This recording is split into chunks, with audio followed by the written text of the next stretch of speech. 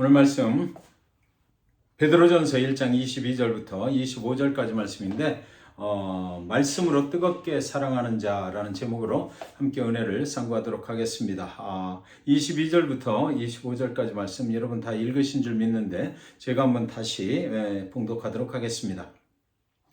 너희가 진리를 순종함으로 너희 영혼을 깨끗하게 하여 거짓이 없이 형제를 사랑하기에 이르렀으니 마음으로 뜨겁게 서로 사랑하라.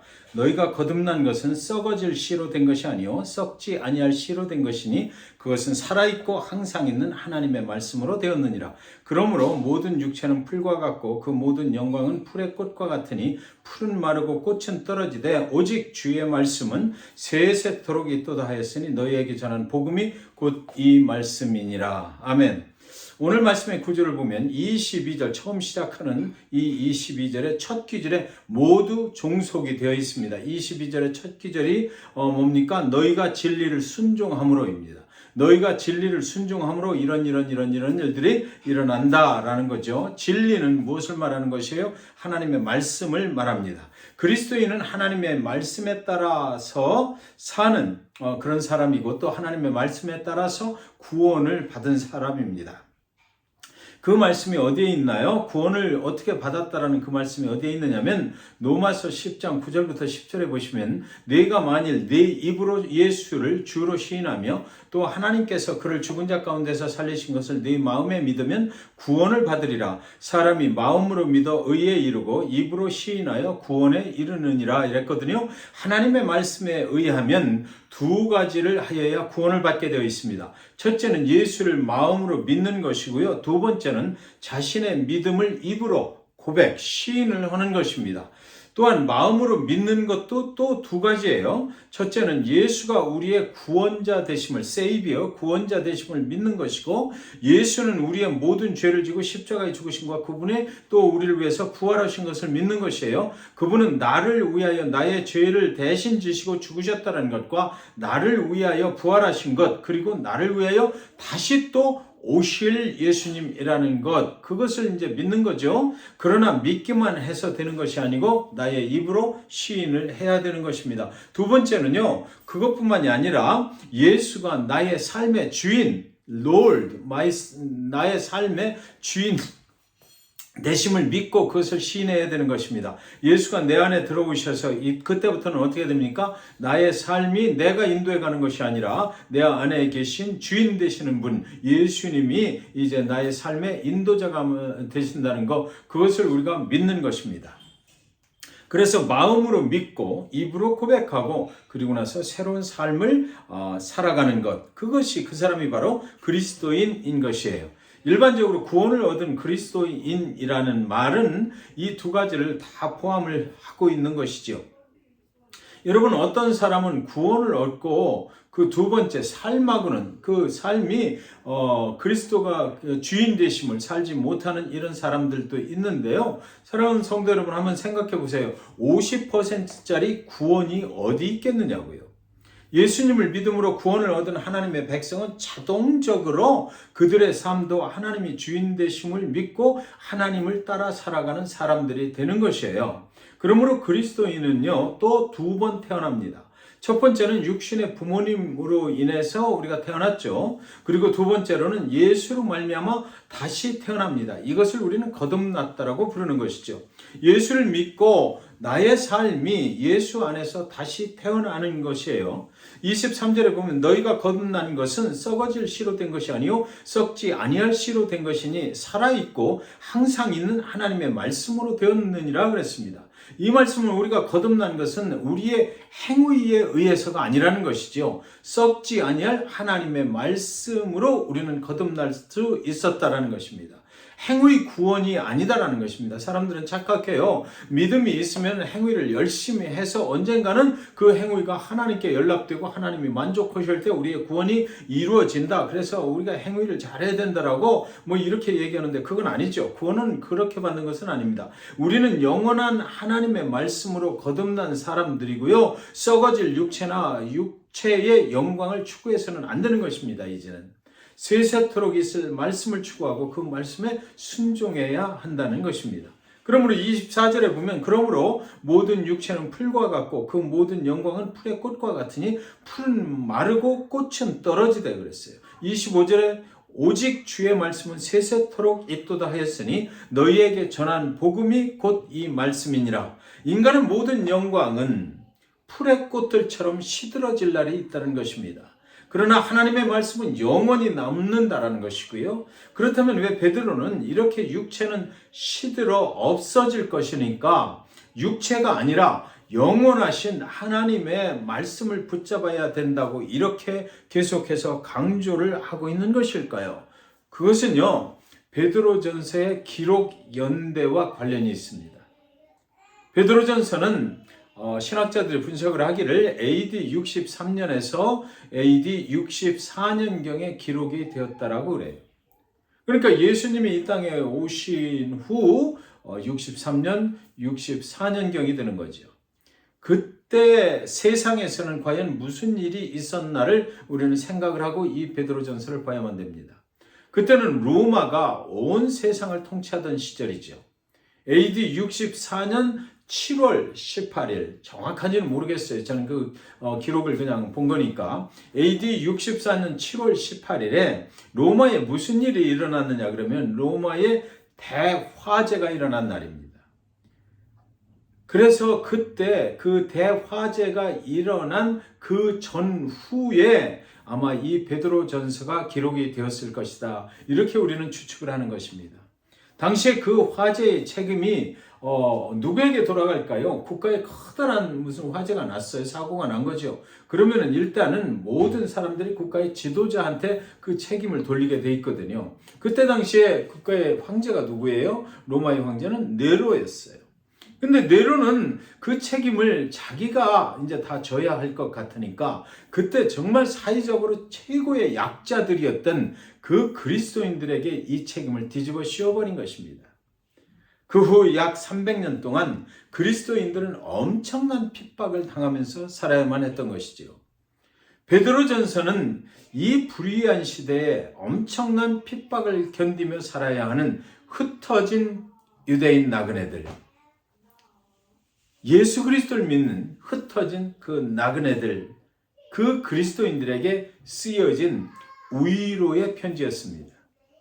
핍박을 당하는 육신에게 소망을 두지 말라.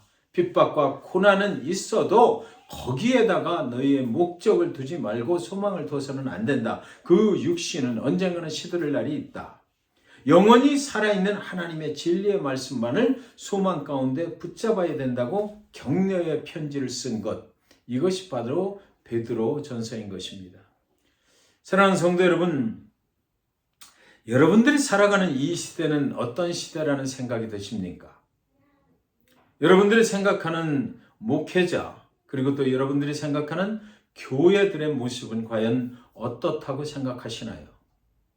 혹시나 여러분들이 생각하는 목회자와 이 시대의 많은 교회들이 불의한 무리들이라는 생각이 들지는 않으세요? 여러분이 당신의 신앙을 지키기 위해서 고난 가운데 있다는 생각은 들지 아니하십니까? 어떤 때는 정말 무엇이 진리이고 무엇이 불의한 것인지 혼돈된 이 불의한 세상 속에서 오늘도 당신이 신앙을 지키기 위하여 발버둥 치고 있지는 않으시나요?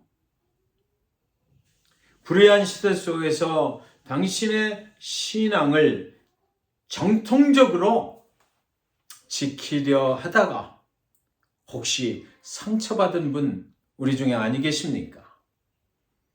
나는 예수 그리스도 그분의 행하심으로 그분이 우리에게 베풀어 주신 그 은혜로 나는 값없이 자격도 없는데 구원을 얻었고 그리고 나서 그리스도를 닮은 그런 삶을 살려고 열심히 복음을 증거하고 이러다가 이 불의한 시대가 나를 그대로 두지를 않는 거예요. 그랬을 때에 이 시대 속에서 수많은 상처들, 그것을 가지고 있는 그런 수많은 사람들이 있지 않나요? 베드로는 이렇게 말하는 것입니다. 그런 사람들에게 말해요.